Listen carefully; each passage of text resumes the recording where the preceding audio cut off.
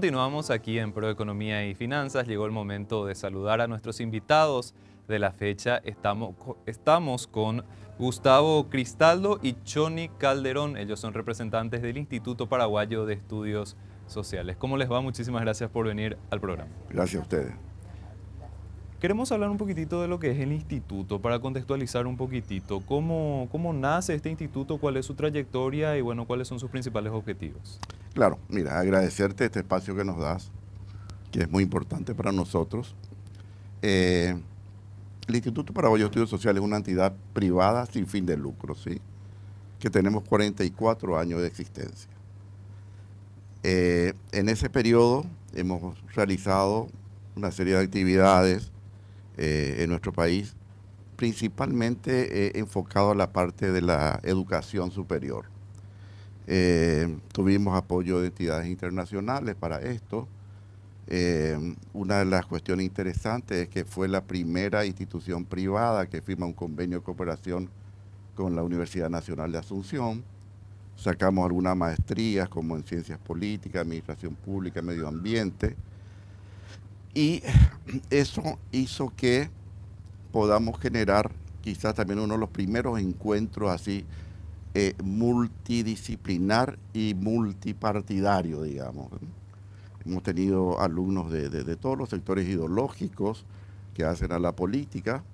Hemos tenido personas que llegaron a lugares así, presidente de la República, senadores, diputados, así hemos trabajado en ese sector de las ciencias políticas. Posteriormente también nos tocó trabajar en el Consejo Nacional de Salud, en lo que en su momento se llamó el CONAVI, en fin, hemos hecho ese tipo de actividad.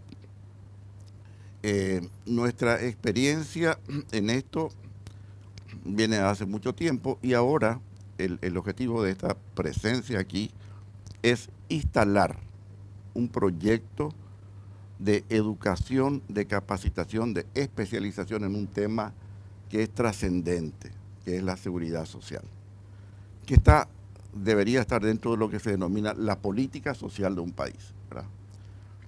La seguridad social supera a la previsional, supera a la parte de pagos, es algo amplio que tiene un soporte hasta filosófico, donde el centro de la atención es la persona y su dignidad, ¿verdad? Entonces, lo que se busca con la seguridad social es dar instrumentos, políticas, acciones, para que el ciudadano pueda tener la capacidad de llegar a obtener una vida digna. Y ahí entra toda una serie de cosas, ¿verdad? Salud, educación, vivienda, todo lo que hace al sector social. Entonces, ¿qué es lo que pretendemos ahora? Instalar este tema de la seguridad social, pero a nivel nacional. Es un tema que a corto, mediano plazo y también inmediato, ¿verdad? En ese sentido, queremos trabajar con los distintos actores y convocar a todos los sectores que tengan que ver con esto, ¿verdad?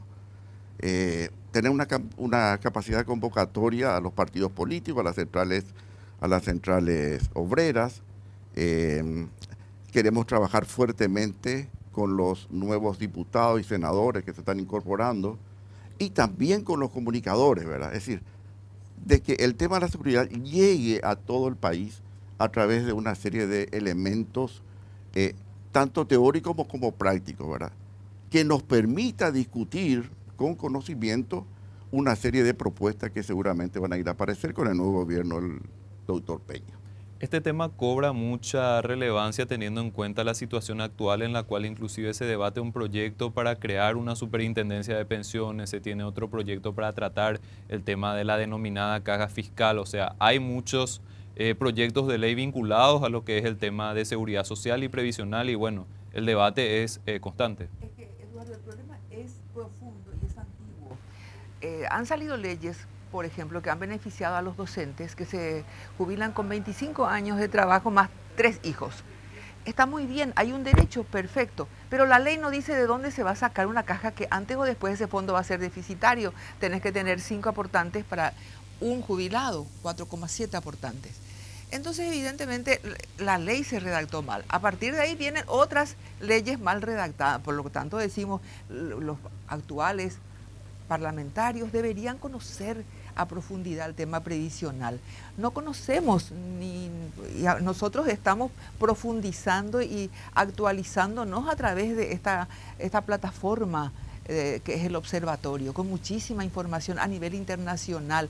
Tenemos un gran experto que es el doctor Aye, que hoy no pudo venir, está justo en una actividad que no pudo dejar de lado, pero y quiero que lo invites porque es un gran conocedor. Él te va a hablar, por ejemplo, hay un 58% de evasión en lo que es la parte de IPS, de empleados que no reciben, que no tienen ningún tipo de seguridad, mañana no van a tener jubilación. Hay nada más que un 22% de adultos mayores que tienen algún tipo de aporte jubilatorio mensual. Es de 1.400.000 cotizantes en IPS, 700.000 son cotizantes. Entonces hay un 58% de evasión.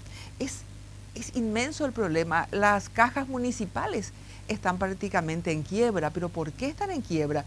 Porque no se aporta por ellos. Cambian los intendentes, dejan el problema para el siguiente. Y entonces este es el momento de enfrentar una situación. Aquí tenemos que, porque la superintendencia nos va a afectar hoy a nosotros. Mañana ustedes más jóvenes que no se van a poder jubilar. Y más tarde a sus hijos, a tus hijos que van a tener que seguir pagando el pato de un sistema que no se sinceró.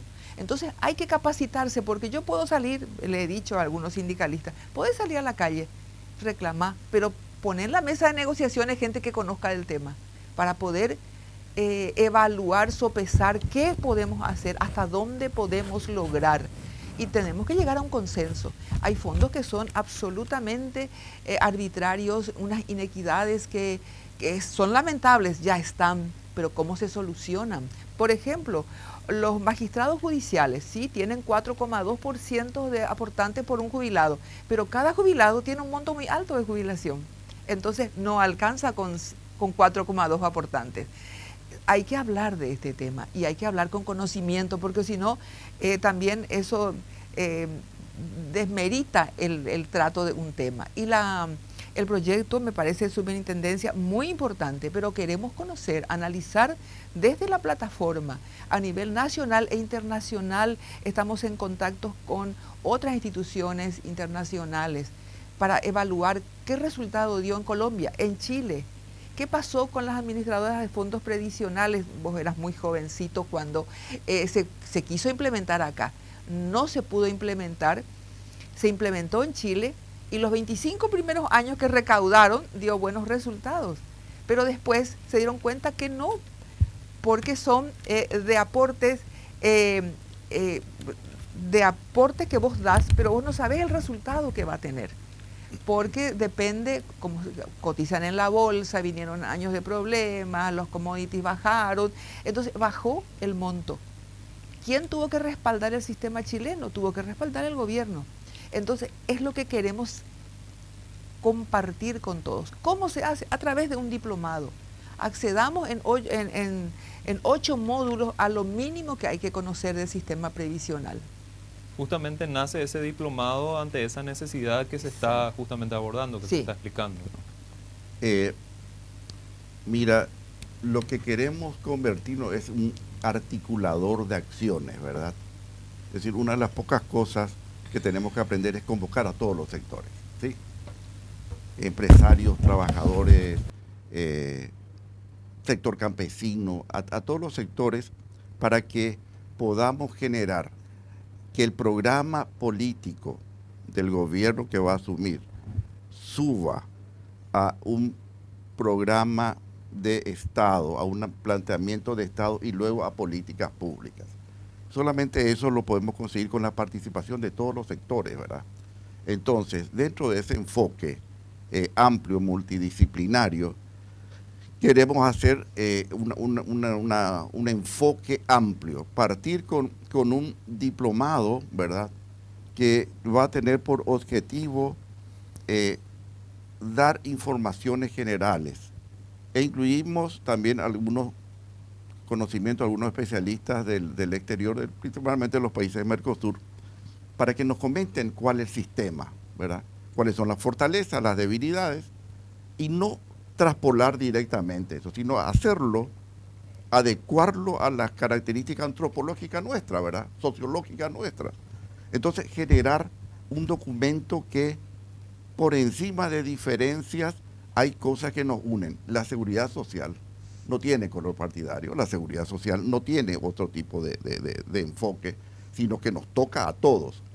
Y el desconocimiento hace que no le demos importancia, ¿verdad? Pero cuando llega el momento en el cual tenemos que jubilar a una persona, sí nos encontramos con el problema de dónde sale el dinero. Entonces, el enfoque es trabajar con el diplomado, tener un observatorio. Es un tema importante también los observatorios. El IPS tiene un observatorio, pero solamente para lo que hace referencia a la jubilación y a la salud de IPS. El Ministerio de Trabajo también tiene un observatorio, pero específicamente en la parte de empleo. Entonces, nuestro observatorio quiere ser amplio. ¿Eso qué implica? Tener una plataforma donde se recopile toda la información sobre el tema y esté a disposición de la ciudadanía. Nosotros nos estamos olvidando mucho porque muchos estudios parten con hacer un diagnóstico. Y con el diagnóstico se vaya al presupuesto del proyecto, ¿verdad? Y hay veces que queda un lindo diagnóstico empapelado en un cajón. Queremos utilizar, por ejemplo, a las universidades. ¿Quién se puso a estudiar las tesinas excelentes, con directores excelentes, que están durmiendo en las bibliotecas? Tenemos informaciones que hacen falta quizás actualizarlo, pero nadie se dedica a ver, bueno, qué de aporte hicieron las universidades.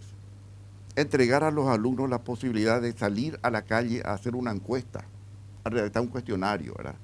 Y eso tiene un costo, pero mínimo. Y en base a eso, que las universidades mismas se conviertan en lo que debe ser, ¿verdad? En un instrumento de conocimiento. Porque la mayoría es tiza y pizarrón, es un poco de extensión y casi nada de investigación. Entonces, al tener estos instrumentos, estas personas, ¿verdad?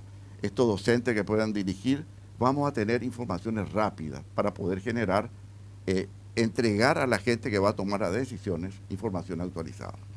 Me parece muy importante algo que mencionó Choni respecto a lo que es el impacto económico que puede significar, aparte del social, evidentemente, algún tipo de dificultad o quiebre de alguna de los fondos previsionales. Eso para el Estado significaría millones, miles de millones de dólares en realidad, en carga si es que de repente alguno de los fondos previsionales que se tienen en nuestro país llegan a tener algún tipo de problema. Justamente con ese tipo de cuestiones, como una espada de Damocles que se encuentra ahí, tenemos que seguir avanzando en el debate sobre la sostenibilidad de este tipo de fondos. Y sincerarnos, Eduardo, porque se quiso hacer, había un proyecto de ley de Benigno López, que quería juntar todas, le llaman cajas, pero son fondos bien diferenciados, porque el monto de aporte es igual, pero el resto es diferente, los años de trabajo, por ejemplo, la administración pública, el Ministerio de Agricultura, lo que vos quieras, que se te ocurre, el Ministerio del Interior tiene que trabajar 40 años para jubilarse. Los funcionarios, como te dije, en el magisterio, 25 años más 3 hijos. Ahora están pidiendo los trabajadores de blanco también esa excepción. Está bien, se merecen, Eduardo. ¿De dónde se va a sacar el dinero? Lo que se tiene que sincerar. Y si mezclas todo, entonces, evidente, el funcionario de la administración pública que aporta muchos años es el que va a estar pagando los otros fondos deficitarios. Tenemos que hablar con propiedad y con conocimiento y con la buena voluntad de solucionar esta situación. Hay una realidad del Estado, el contratado. El contratado es una figura que hay funcionarios que están hace 10 años, no aportan para su jubilación y no tienen seguro médico. Entonces hay gente que tiene 10 años trabajando como contratado. Hay que desprecarizarlo. El Estado es el primero que tiene que sincerarse, incorporarlos a todos. Esa gente tiene que tener factura, tiene que pagar IVA, es decir, un costo adicional innecesario para una sola facturación al mes que es al Estado. Eso hay que eliminar. Una de las cuestiones que hay que hablar bien y hacer, bueno, ese funcionario es necesario, bueno, pasémoslo de ser contratado a ser nombrado. El funcionario de la administración pública aporta 40 años, 16%, y no tiene seguro de salud una vez jubilado. Las maestras tienen. Fíjate, hay diferencias, no está mal, ojalá todos tengamos. Lo que hay que hacer es adecuar. Yo creo que el sistema tiene que modificarse. El IPS necesita urgentes cambios de su carta orgánica, un manejo que no se puede, es insostenible en el tiempo. Así que el aporte que vos hoy estás dando a IPS con seguridad de tu empresa, no sabes si mañana va a estar en condiciones de abonarte lo que todos los años que aportaste. De 10 empleadores solamente está formalizado uno aporta IPS. Y hay muchas formas de controlar la cantidad de funciones. Hay unas empresas de transporte que son las que más evaden, que tienen, por ejemplo, 34 ómnibus y tienen 4 asegurados en IPS. Es imposible que 4 choferes manejen 34 ómnibus. Entonces así se cae de maduro, ya es hasta una cosa jocosa, pero es necesario, es lo único que te puedo asegurar. Justamente se aborda también la necesidad de hablar sobre este proyecto de superintendencia de pensiones, y dentro de este proyecto evidentemente se crea la figura de un superintendente de pensiones. Eso en algunos sectores sindicales está causando ciertos temores respecto a las potestades o el poder que tendría esta persona. Yo sé que la idea es justamente analizar y ver en detalle cuáles van a ser las cuestiones específicas que se van a plantear para esta figura, pero le pregunto igual si ustedes tienen algún tipo de consideración o algún tipo de recomendación respecto a qué podría surgir con esta figura del superintendente en Paraguay. Todavía no leímos el proyecto de ley, es así. Claro. Hay dos elementos en esta conversación muy interesantes. Primero, lo que comentó la licenciada Choni, de que estamos focalizando mucho en IPS, ¿verdad? Pero la seguridad social abarca a todo el país. ¿Qué hacemos con ese sector? En IPS estarán, en salud, por ejemplo, hasta el 20% la gente tendrán acceso a la salud de IPS. Pero, y el resto tenemos en la salud pública, ¿verdad? Pero la seguridad social supera lo que es eminentemente salud, ¿verdad? Y nos toca a todos, ¿verdad? O sea, tenemos que avanzar. Esto es un proceso largo, pero alguien tiene que comenzar, y esperemos que este gobierno del doctor Peña comience este tema a tratarlo, y bueno, seguramente va a superar sus 5 años, pero alguien tiene que comenzar esto. Y volviendo a lo tuyo, es que ahí tenemos un foco de problema. Normalmente nos oponemos a cosas que desconocemos en profundidad. O sea, nos oponemos porque presentó una persona, presentó una organización, pero lo que pretendemos con esto, sabemos una tarea muy grande y difícil, es hacer conocer los distintos planteamientos, ¿verdad?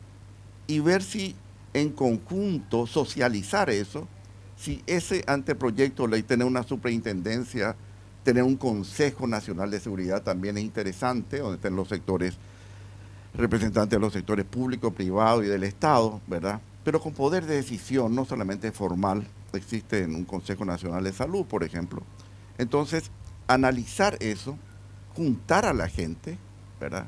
Y que salgan allí cuáles son los elementos que diferencian, y buscar ese famoso consenso que nos puede llevar a tener una postura no única, pero aceptada por la generalidad de las personas. Entonces, el tema de la superintendencia es un tema que hay que tratarlo, hay que conocerlo, ¿verdad? Cuáles son las propuestas y enriquecerlo. Entonces, partimos por el conocimiento de qué es lo que nos proponen para tener una postura. Genial. ¿Cómo pueden hacer las personas que están interesadas en el diplomado? ¿Se pueden acercar? ¿Pueden llamar? Sí, ya tenemos, comienza el diplomado el 4 de septiembre. Estamos sacando ahora justamente ya la malla curricular, tenemos todos los módulos, 8 módulos van a ser. Voy a dejar un número telefónico, puedo dejar para acercarse, 0985-201-705, para recepcionar las primeras llamadas y ver ya la información que necesitan, porque después va a haber especializaciones, por ejemplo, cálculos actuariales. Las personas te preguntan, trabajé tantos años, tengo tantos años de edad, tanto fue mi sueldo, ¿cuánto va a ser mi jubilación? Un cálculo actuarial, entonces gente especializada en esa información. Abogados especializados en todo lo que son las leyes relacionadas con tanto la parte previsional como social también. Entonces, esa gente va a tener una especialización y es bueno que se sumen, que llamen, que pregunten, que consulten cuánto abarca, cuáles son los módulos, qué materias van a dar, quiénes van a ser los docentes, que también es muy importante. Todo eso. Ahí también hay un elemento interesante. ¿Qué hacer a futuro con el jubilado? Se jubilan gente relativamente jóvenes, muy capaces. Yo puedo hablar un poco en el sentido de docentes universitarios brillantes, que de repente se jubilan y el proceso hace de que vayan quedándose, ¿verdad? Y eso implica una pérdida para el país de gente que conocen, ¿verdad? Que pueden estar asesorando. Hay programas del extranjero en la cual vienen gerentes de altas empresas, jubilados pueden venir a Paraguay, por ejemplo, a asesorar. Entonces, ¿qué hacemos con los jubilados? Entonces tenemos que darle una continuidad en actividades, ¿verdad? Hasta pensamos en una universidad para la tercera edad, ¿verdad? Para que sigan siendo útiles a la sociedad, a su familia y a él mismo, ¿verdad? O si no, se nos enferma, ¿verdad? Se nos enferma y estamos perdiendo mucha capacidad. Entonces, queremos trabajar en estas líneas e inclusive queremos dar esa consultoría. El que se va a jubilar, cuando llega la época de jubilarse, se encuentra ante un escenario diferente. ¿Y ahora qué? Que no afecta solamente, le afecta a su familia, ¿verdad? ¿Qué va a pasar conmigo? Papá se jubila y ¿qué vamos a hacer con él, verdad? Entonces, tratar también de hacer un consultorio, llamámoslo rápidamente, para aquellas personas que se encuentran ante esa situación, apoyarlos en orientarle en primer lugar en todas las gestiones que tiene que hacer, ¿verdad? Y luego darle inclusive, si hace falta, un apoyo psicológico, una orientación, darle alternativas a él y a su familia. Por eso usted tiene un tema muy social, ¿verdad? Donde hay muchas personas capacitadas que conocemos, que nos hace falta traer muchos especialistas también del exterior, sino trabajar con esas mentes brillantes que tenemos en este aspecto. Todo el análisis respecto a lo que es el sistema de seguridad social y previsional debe incluir también al sector privado. Tenemos muy pocas cajas o fondos del sector privado, pero bueno, también si es que se tienen reglas claras de juego y se tiene un marco normativo apropiado, esto podría también ayudar a diversificar. Sí, tienen que incluir a todas. Hay mutuales que también hay gente que aporta para su jubilación. Todas las figuras en donde se recaude un dinero como aporte mensual, un monto fijo, para una jubilación. Entonces, para un rédito después a posteriori. Tiene que incluir, tiene que organizarse. Por ejemplo, ANDE tiene una caja que funciona muy bien. Está Cajubi. Cajubi tiene también deficiencia porque tiene más jubilados que aportantes por los montos del problema también. Después están las municipales, como te dije, y la gran mal llamada caja fiscal, porque no es una caja, son fondos absolutamente diferenciados. Porque en el Banco Central, cuando se depositan los fondos de cada uno, se deposita caja 21, caja 22, es decir, se deposita separado, quiere decir que se contabiliza separado, no es una sola caja. Después también tenemos los policías y militares que ellos no están jubilados, ellos pasan a retiro. Pero ellos adquieren directamente cuando pasan a retiro el mismo salario que el activo. Y hay aumento para el activo y reciben los que están ya de retiro. Entonces hay diferencias muy significativas. No está mal, pero sinceremos y tenemos que eso dejar ya redactado en un solo documento que seguramente va a ser la superintendencia. Me parece bueno que se organice. Y si está en manos del Banco Central, confío. Es una entidad confiable el Banco Central.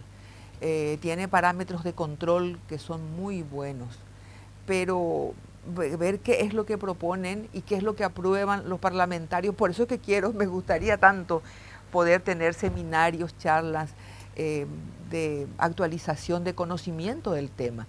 El senador Rasmussen tenía muchísimo interés, pero ya no es senador, alguien que se interiorizó y se interesó en el tema de previsional. Esas cosas, por ejemplo, hay que valorar y uno lamenta. Pero miremos al futuro. En la capacitación, ahí está el secreto, Eduardo. Genial. Tenemos una caja, la caja de la Universidad Católica, los profesores jubilados, que es un modelo, funciona muy bien, ¿verdad? Es muy útil. Y entonces tenemos experiencia exitosa también, ¿verdad? Que se puede traspolar a otros sectores, porque ahí volvemos al tema inicial. La seguridad social abarca a todos, ¿verdad? Al sector público y al sector privado, ¿verdad? Entonces, ese enfoque que queremos dar es ese enfoque integral. Y estamos dispuestos a trabajar con diputados y senadores, ¿verdad? Para darle toda esta información que vamos a disponer en este observatorio y darle instrumentos para investigar, para conocer lo que la opinión pública quiere, la gente quiere, para poder generar políticas públicas que nos unan a todos. Eso es una cuestión que tenemos que aprender. Y generar leyes que realmente sean de utilidad a la ciudadanía. Gustavo, Choni, les agradecemos muchísimo su tiempo y su análisis. Gracias, Muchas gracias a Muchas ustedes. gracias, Eduardo.